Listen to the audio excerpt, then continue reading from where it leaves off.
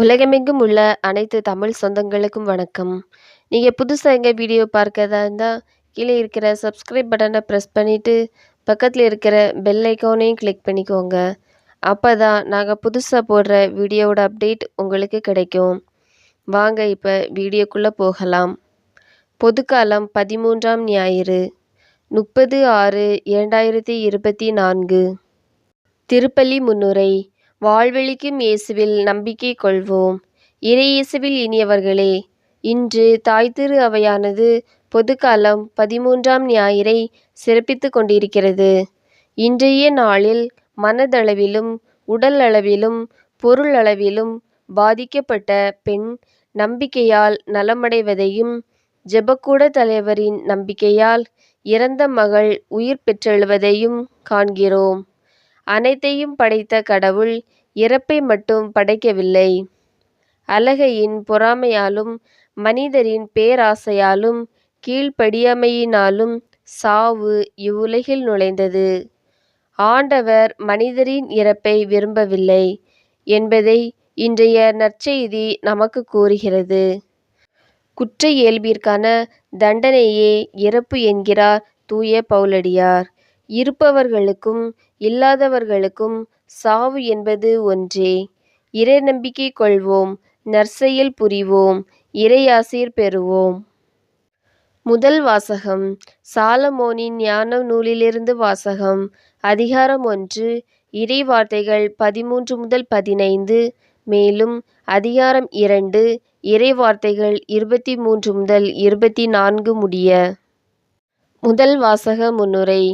சாலமோனின் ஞான நூல் தரும் செய்தியாவது: தன் சாயலில் கடவுள் மனிதர்களை படைத்தார்.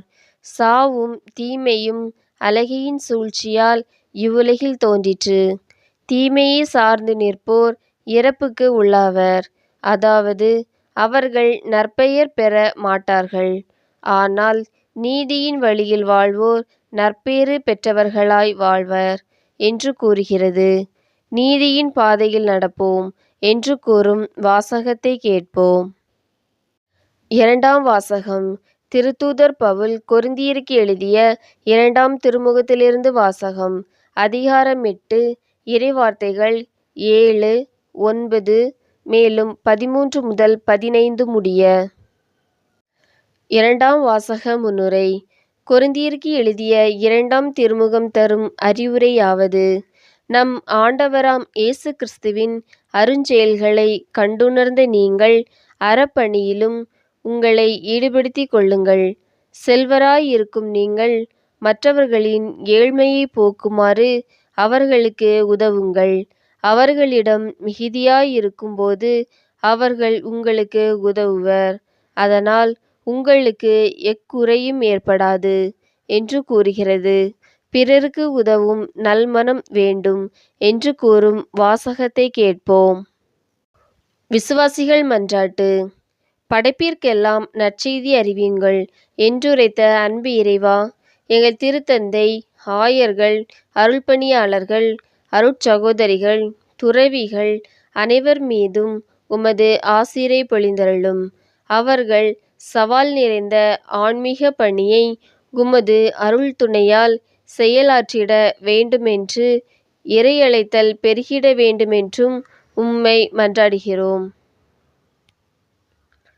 உலகம் அனைத்திற்கும் அமைதி அருள்பவரே அன்பு இறைவா, நாடுகளுக்கிடையே போர்கள், வன்முறைகள், விபத்துக்கள், இயற்கை சீற்றங்கள், மத, இன, மொழி, நிற கலவரங்கள் என வருந்தும் மக்களுக்கு துன்பங்களிலிருந்து விடுதலை தந்தருளும்.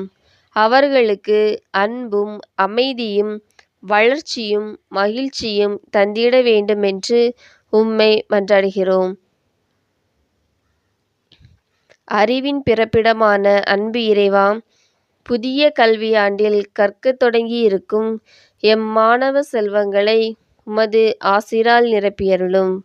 அவர்கள் படிக்க வேண்டிய பாடங்களை கவனமுடன் படிக்க வேண்டுமென்றும், இறை ஞானத்தில் சிறந்து விளங்க வேண்டுமென்றும், பெற்றோர் ஆசிரியர்களின் படிப்பினைகளை வாழ்வாக்கிட வேண்டுமென்றும் உம்மை மன்றாடுகிறோம்.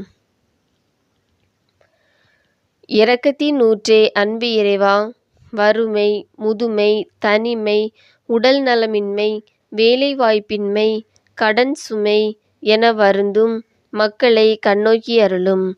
அவர்கள் அனைவரும் உமது இரக்கத்தால் நல்வாழ்வு பெற்றிட வேண்டுமென்று உம்மை மன்றாடுகிறோம்.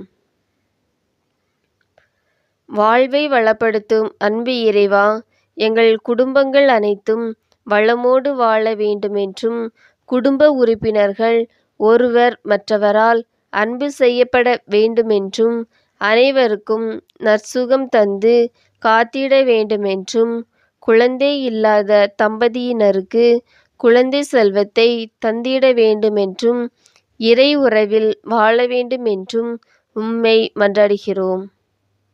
ஆமீன். உங்களுக்கு எங்கள் வீடியோ பிடிச்சிருந்துன்னா லைக் பண்ணுங்கள், கமெண்ட்ஸ் பண்ணுங்கள், உங்கள் உறவினர்களுக்கும் நண்பர்களுக்கும் ஷேர் பண்ணுங்கள். நன்றி.